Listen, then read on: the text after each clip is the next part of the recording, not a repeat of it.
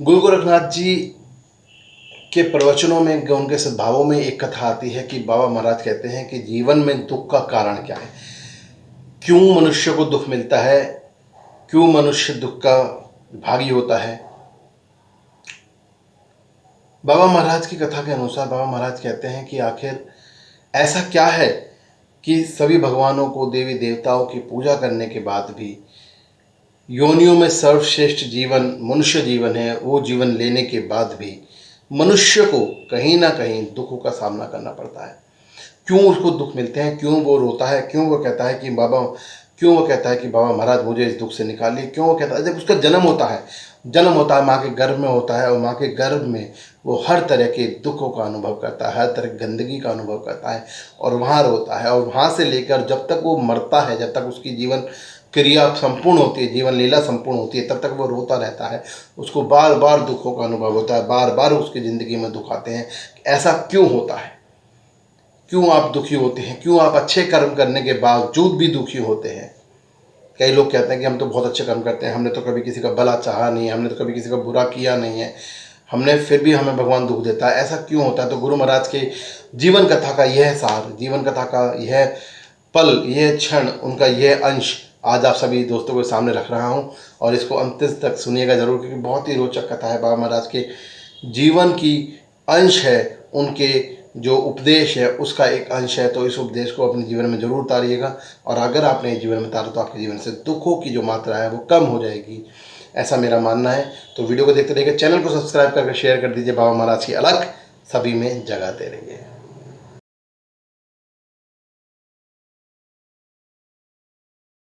जय जय गुरु गोरखनाथ, जय जय जहावीर महाराज की जय, बागड़ की सरकार की जय, धाम आहार की जय, मेरे गुरु गोरखनाथ की जय। तो सभी देवी सज्जनों का, भक्तों का स्वागत है चेला गोरख का यूट्यूब चैनल गुरु महाराज की कृपा से चलता है, और आप सभी के प्यार से और सपोर्ट से। तो अपना प्यार और सपोर्ट इसी तरह बनाए रखें, वीडियोज़ को देखते रहें, शेयर करते रहें, और बाबा की जो अलग है, बाबा का जो उद्देश्य है, बाबा की जो जीवन चरित्र है, सभी को बताएं और सभी को समझाएं कि मेरे गुरु गोरखनाथ, मेरे जहावीर महाराज की ख्याति क्या है, उनकी कृपा क्या है। चलिए बात करते हैं आज दुखों के बारे में, जो गुरु महाराज ने हमें उपदेश दिए हैं। गुरु महाराज का कहना यह है कि मनुष्य जीवन सबसे अच्छा जीवन है। ये आपने सुना भी होगा, आप कथाओं में सुनते भी हैं कि 84 लाख योनियों में सबसे सर्वोत्तम जीवन है वो मानव जीवन है। और मानव जीवन अगर आपको मिला है तो आप प्रभु का स्मरण करें, प्रभु का ध्यान करें अपने कर्मों के साथ। मैंने पहले भी अपनी वीडियो में बताया है कि ऐसा ना हो कि बाबा बाबा बाबा बाबा बाबा 24 घंटे बाबा करें और अपनी सामाजिक जिम्मेदारियों को भूल जाएं, क्योंकि कर्म नहीं छोड़ने हैं आपको। अगर आपको केवल बाबा का ध्यान करना है तो आप एक काम कीजिए, घर से जाइए, संन्यास लीजिए, अलग जाइए, अलग रहिए, बिल्कुल एकदम कुटियों में रहिए, संन्यास लेकर बाबा का ध्यान कीजिए, बिल्कुल तपस्या कीजिए, सही है। अगर आप रहते हैं घर में, खाते हैं घर का, पीते हैं घर का, और घर का कोई काम नहीं करते हैं और केवल कहते हैं बाबा बाबा, तो गलत है, तो बिल्कुल गलत है। मेरे महाराज कहते हैं अगर आपने सामाजिक जीवन लिया तो सामाजिक जीवन के मूल्यों को, उनके आदर्शों को, उनके जो कर्म कांड है उनको आपको अपनाना होगा, क्योंकि जब तक आप वो करेंगे नहीं तब तक आप सामाजिक तौर पर मजबूत नहीं हो सकते हैं, और आप अपने कर्मों से दूर हटते हैं तो आप सत्कर्म करते हुए भी दुखों का कारण बनता है। होता क्या है, मेरे महाराज की व्याख्या सुनिए दुखों के बारे में। गुरु महाराज कहते हैं कि अगर आप सत्य कर्म करते हैं, सत्य वचन करते हैं, तो भी आपको दुखों का कारण होता है, क्योंकि सत्य वचन करते करते भी आप कहीं ना कहीं भूलवश गलत कार्य कर देते हैं। जैसे कि भीष्म पितामह ने अपनी ज़िंदगी में कोई गलत कार्य नहीं किया, उन्होंने सब अच्छे कार्य किए, परंतु जब कृष्ण भगवान से उनकी बात हुई तो भगवान श्री कृष्ण ने उनसे कहा, गीता के अध्याय में यह वर्णन है, आप पढ़ सकते हैं। भगवान श्री कृष्ण ने कहा कि आपने अपने अनुसार तो सत्य कर दिया, आपने अपने कर्मों के अनुसार तो कह दिया कि सत्य कर्म कर रहा हूँ, पर आपने ये नहीं देखा कि आपके सत्य कर्मों की वजह से कितनों लोगों को नुकसान हुआ है, आपके सत्य कर्मों की वजह से कितनों लोगों को दुख हुआ है, आपके सत्य कर्मों की वजह से, आपके अपने सत्य कर्मों की वजह से समाज की कितनी हानि हुई है। तो अगर आप अपने सत्य कर्मों के चक्कर में समाज की हानि करते हैं तो समाज में रहते हैं, और समाज की हानि करते हैं तो आपके सत्य कर्म भी आपको नेगेटिव इफेक्ट देंगे और आप दुखों का कारण बनेगा। समझे। आप दान पुण्य करते हैं, आप पुण्य कर्म करते हैं, आप भंडारे करवाते हैं, आप ये करवाते हैं, आप जागरण कराते हैं, चौकी कराते हैं, बहुत अच्छी बात है, कराइए। माता रानी का नाम लीजिए, बाबा का नाम लीजिए, आप कराइए, सब कुछ कराइए। किंतु आपके अपने माता पिता दुखी हैं, आप उन्हें खाना नहीं खिला सकते। आप अपने भाई बहनों को जो कि आपसे कमज़ोर हैं, आप उन्हें खाना नहीं खिला सकते, आप उनकी आर्थिक रूप से मदद नहीं कर सकते। तो आप लाखों रुपए भंडारे में खर्च कर रहे हैं, आप 1000 रुपये अपने भाई को नहीं दे सकते, तो आपके भंडारे करने का कोई भी लाभ नहीं है। आप कितने ही सत्कर्म करिए, आप कहेंगे कि मैं सत्कर्म कर रहा हूँ, किंतु फिर भी आपको दुख मिलेगा। क्यों? क्योंकि आपको एक जीवन जिंदगी में आपके सामाजिक तौर पे आपको बांधा गया है, आपके परिवार के साथ बांधा गया है, और आपका परिवार दुखी है और आप बाहर सुख ढूंढ रहे हैं, बाहर आप सब कुछ कर रहे हैं, तो भी आपके सत्कर्म कहीं ना कहीं नेगेटिव हो जाते हैं, आपको दुख मिलेगा।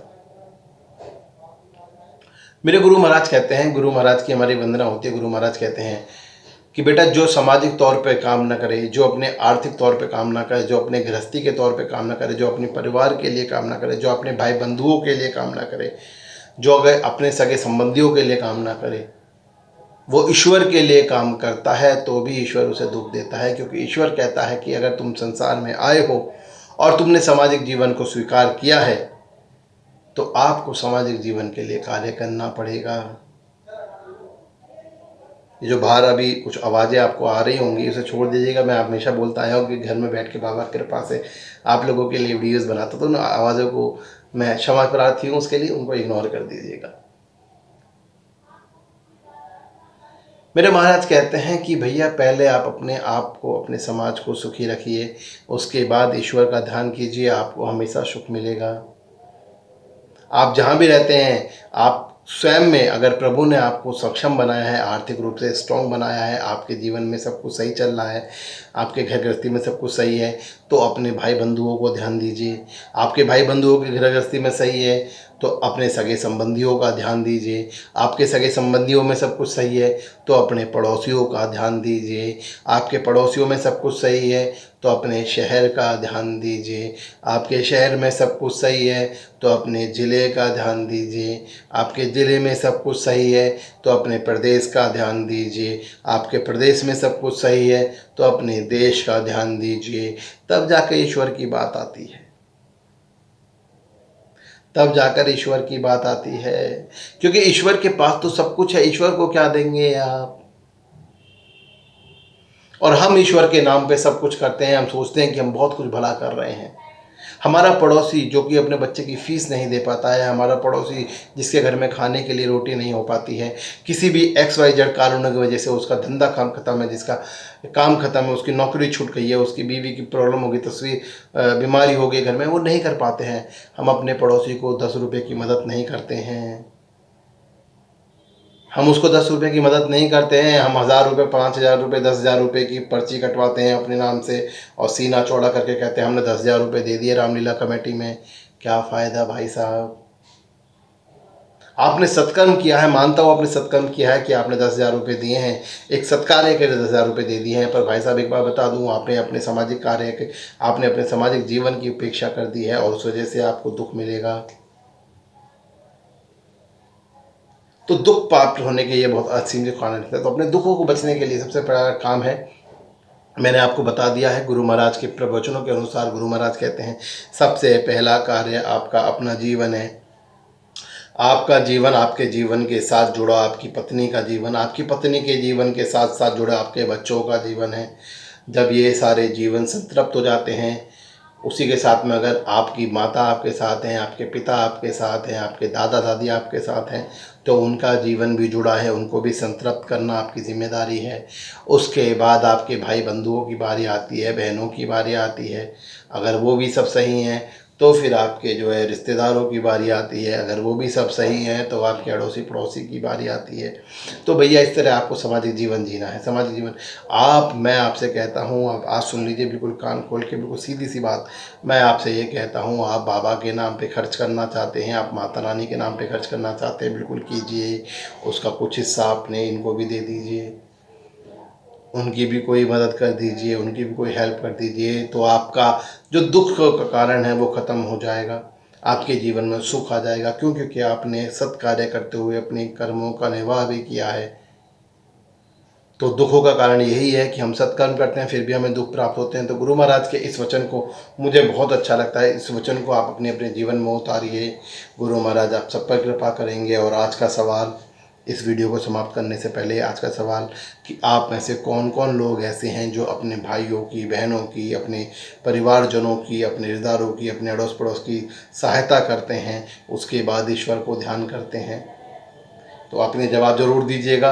और आज की इस वीडियो में मैं आपसे क्षमा प्रार्थी हूँ कि कुछ अजीब अजीब आवाज़ों के लिए, और आप पर सभी पर अपनी कृपा, गुरु महाराज की कृपा बने रहे, ऐसा आशीर्वाद देता हूँ, आशीर्वाद करता हूँ, कामना करता हूँ महाराज की। जय जय गुरुदेव, जय जय महाराज की, जय जय मेरे गुरु महाराज, सदा ही जय।